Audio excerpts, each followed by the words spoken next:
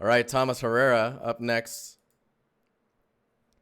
I would like you to focus on the quality of the pieces in my portfolio and maybe areas I can focus on in order to level up. Okay, let's see how old some of this stuff is. So we've got, this one's 10 months ago.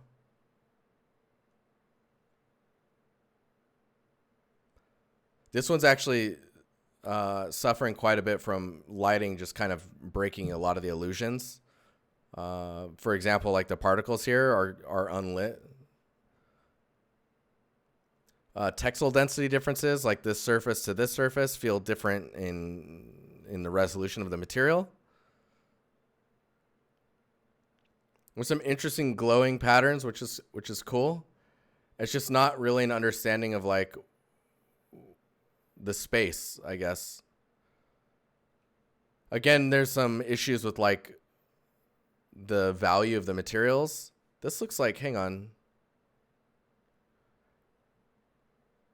It's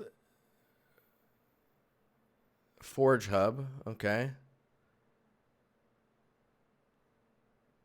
Yeah, because I feel like right now the materials are just not, like these are too bright, for example, compared to the rocks. So there's a lot of discrepancy in the brightness.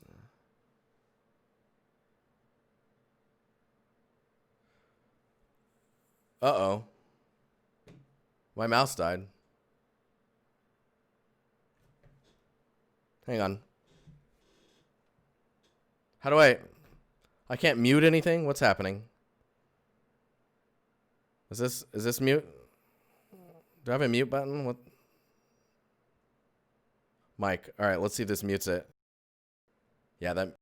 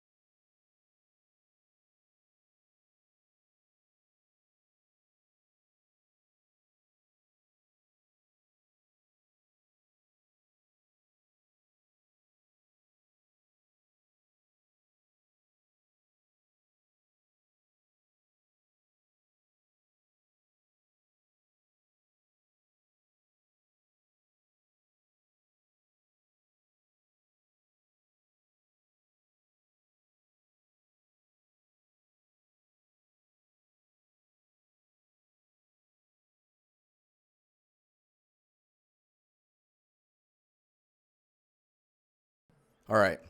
Squeaky chair incoming. What happened? My mouse freaking died. I need to charge it. It warned me yesterday. I didn't listen.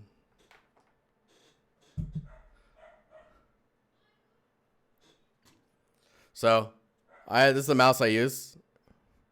And now I'm onto this one.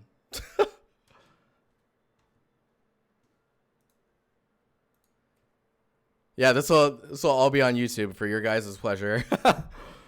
Okay, so I'm curious.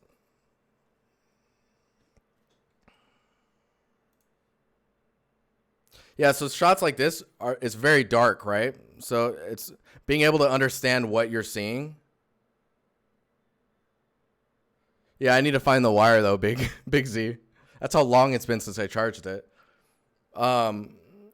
Yeah, so being able to understand the space is really important. Like this one I can see a little better. But then things like this, like where the rock goes into the wall, this edge here, you got to be able to mask that stuff. And like this type of surface feels untextured, right? It doesn't look like there's actually a material on it, but it looks like you brought that in a ZBrush. So just keep that stuff in mind.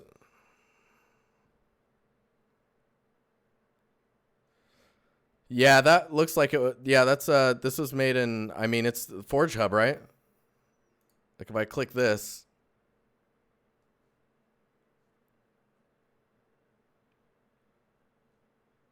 Yeah.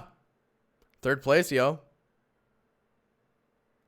It's just it's really about being able to see your space, because like imagine getting a firefight in that little alleyway or hallway space. That sounds terrifying. Uh, but let's look at this one for example. This one looks pretty awesome. Block out in Maya, took it into ZBrush, made a high poly.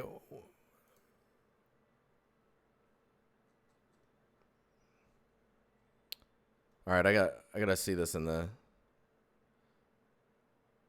I mean, other than this bend feeling a little strange, let's see how weird that actually.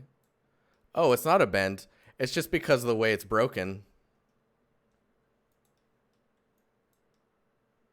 This looks pretty cool. Resolution wise, it holds up quite well from about here. So one thing to think about is how your asset is going to be visualized, right? Is it going to be a third person shooter or adventure game, or is it a first person game? If it's first person, you'll really want to like pay attention to getting this type of noise in maybe like in an actual detail normal that you can tile across the surface. Because I think that's baked in. Maybe not. It's not here. Huh. Oh yeah, this is a great example of your material and like kind of getting a sense for what's going on with it. Right now, the material looks very alien in the way it's shaped and the way the branches are kind of, or twigs are kind of following the terrain. The other thing is it's very washed out, and yeah, just there's a lot of aspects of it that don't feel very natural. And so being able to focus on the little rocks and kind of bring in maybe some color variety into them. Doesn't have to be a lot, but some, right? And then it looks like you're doing it a little bit, but like where the puddles are at, you've made the albedo a little bit darker. I think that's what I'm seeing. Here I don't see it as much. Right, exactly. Like it kind of looks like it's supposed to be wet, but it looks very dry, like bone dry. So your albedo is very washed out, I guess is the best way to put it. But let's keep going on. Let's look at this. So these cracks feel a little arbitrary, but I see what they're doing. It's just a matter of like getting them to make a little bit more sense into where they fracture, because the fracture will probably happen here and then splinter out from there. I mean, the overall is quite nice. It is a bit gloomy in the albedo.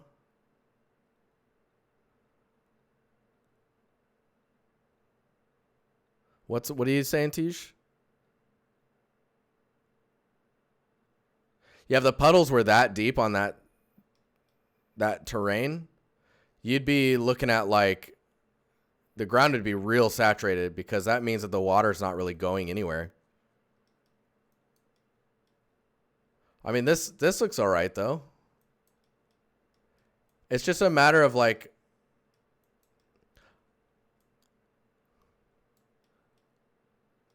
yeah, it's just the materials are not very saturated, or they're very demon souls in their detail, like the color should be dark and saturated to reflect murky, cloudy, or cloudy murky water. Yeah, but we won't rest on this too much longer. Your process is pretty good. It's just a matter of really locking down your materials and getting a better understanding of like how to display those materials. See, the colors here seem a little bit more saturated. I really like how you've handled the ground. It looks like you're using vertex and a height map to blend, vertex painting to blend out the edge here, so it's not just square. That attention to detail is really good. I like that. But let's scroll up here. Let's look at this one. So this looks pretty cool. Like the shapes of this are very strange, but at the same time, it's pretty interesting looking. Based on the concept, all right. Okay, so if we look at this, so you'll notice the direction of the rocks are all kind of facing the same way. Same with the dragons, it's a little bit exaggerated, but you're getting that part. I think where you've added your own elements in the distance is where it starts to break a little bit. I wouldn't even try to like the focus is here, right? Just taking this area and just keeping it low is probably good enough, because you just want to be looking here. The sky is a little intense, but I'm not sure how you're doing your sky. So, but the way the clouds are formed is very strange looking. I'm trying to think about how to. So in this shot, it looks pretty good. If you notice the ambient brightness here, which is like areas that are in shadow, versus the ambient brightness around the skulls, they're two different ambient values, to the point where this actually looks like it's not even in the same scene, but it is. I don't know how that's happening, because like this is the darkness of shadows, but then back here it's like there's no ambient lighting affecting that, affecting the bones.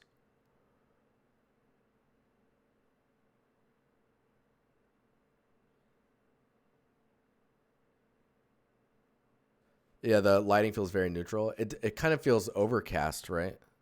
Like there's not really a directional light. These could be dark like this if you're using your ambient occlusion, but you've plugged in black. So then your AO would be fully visible in shadow. And if your AO is black completely, stuff in shadow is just going to be black. That's the only way I could explain like why it's so dark here, but not in the rest of the scene. Like it's not even that dark down here. I appreciate that there's a lot of storytelling going on here.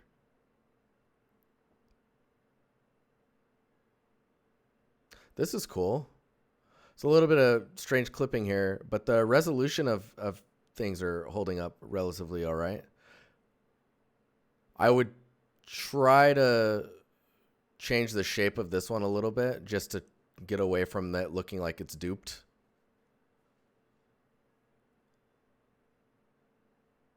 These mountains are really tall. That really feels like they should be down here. Maybe about half the height. Yeah, stuff like this. If you were to take that area and just duplicate it over here, you'd be fine, I think.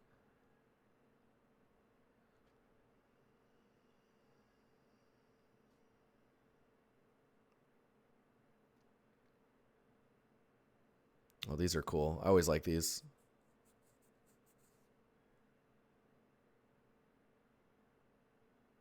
And you see the lighting here is quite strong, and the side is pretty dark. That I really like that.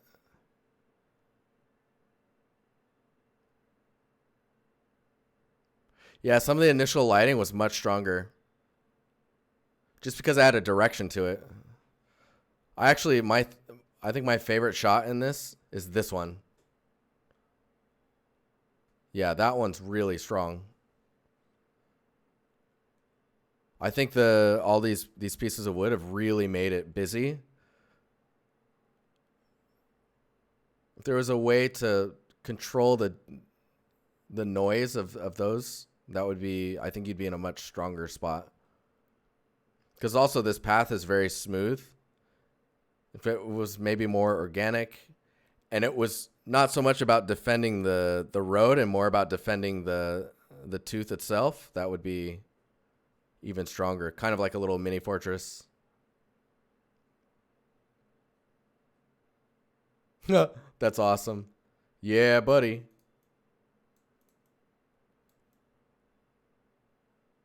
This asset's really cool, though. Yeah, directional A directional, like a clear direction of lighting would work wonders for this scene. And then don't worry about the mountains in the distance needing to be so big. You can really tone those down. Oh, you did the Cyberpunk challenge. Yes.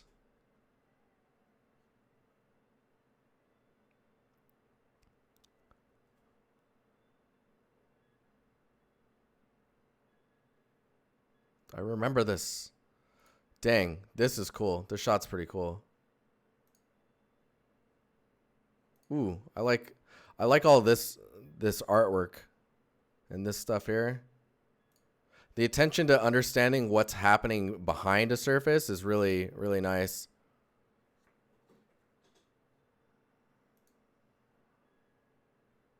Yeah, Tej, I would agree. The overall, a pretty good portfolio.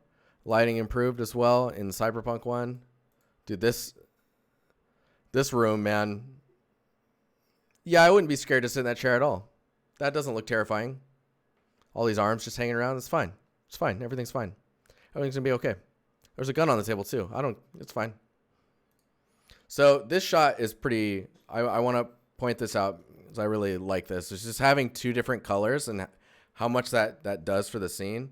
If that color could bleed out a little bit, that would help. Yeah, Tija's totally right. So this project also shows some know-how when it comes to the engine and tech.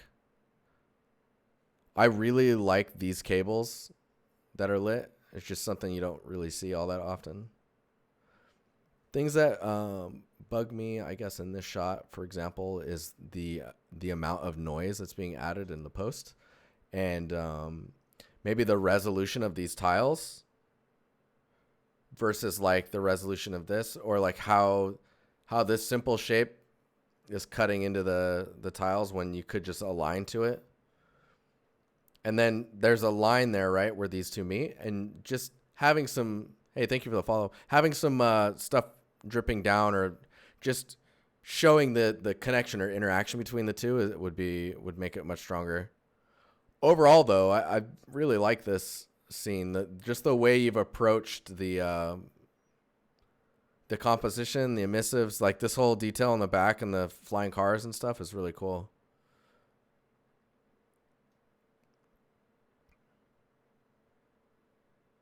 The amount of detail of trash and debris is really good also.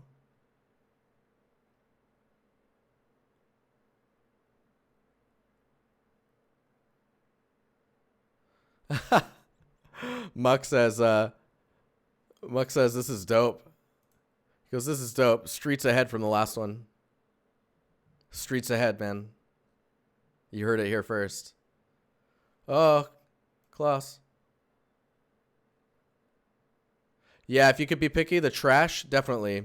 So the trash is here, but it's just like really pile it up near the trash cans and then just let it kind of spill out and get gross. And remember, all this trash, man, there's going to be some leaking. You're going to get some gross leakage. This is way too clean down here. Oh, it'd be so gross.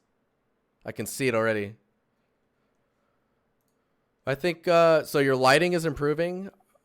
With this one, it was just a little bit more about the lighting and maybe some of the logic behind like why the stick posts were everywhere.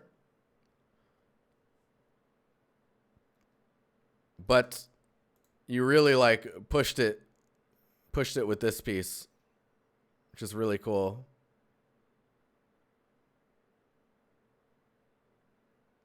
I love this.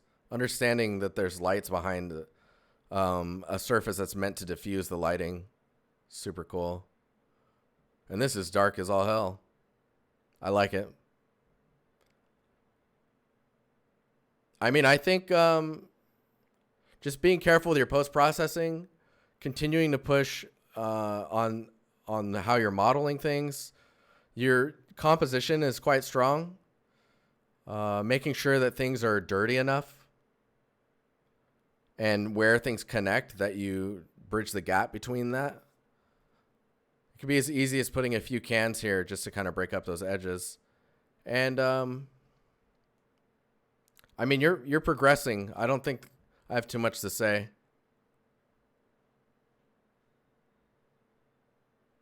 I like this too with the graffiti over the pipes. It's nice. It's nice.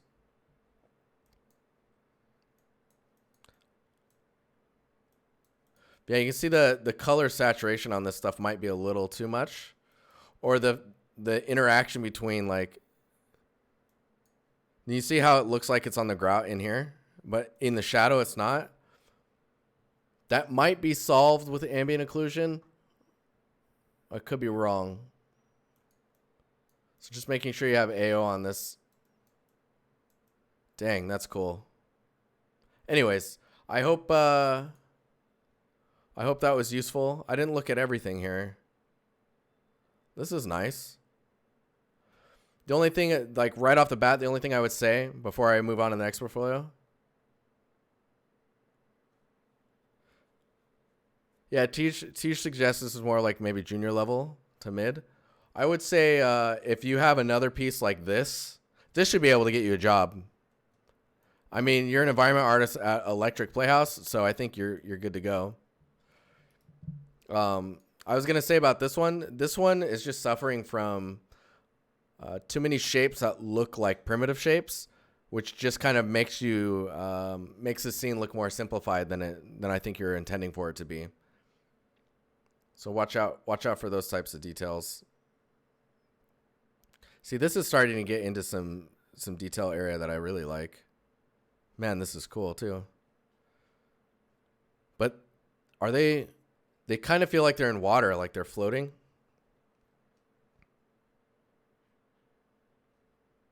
Anyways, I think I'm gave you enough stuff to kind of go off of to progress yourself. Weightless. Yes. Cool. Thank you for sharing, Thomas. Let's do the next one.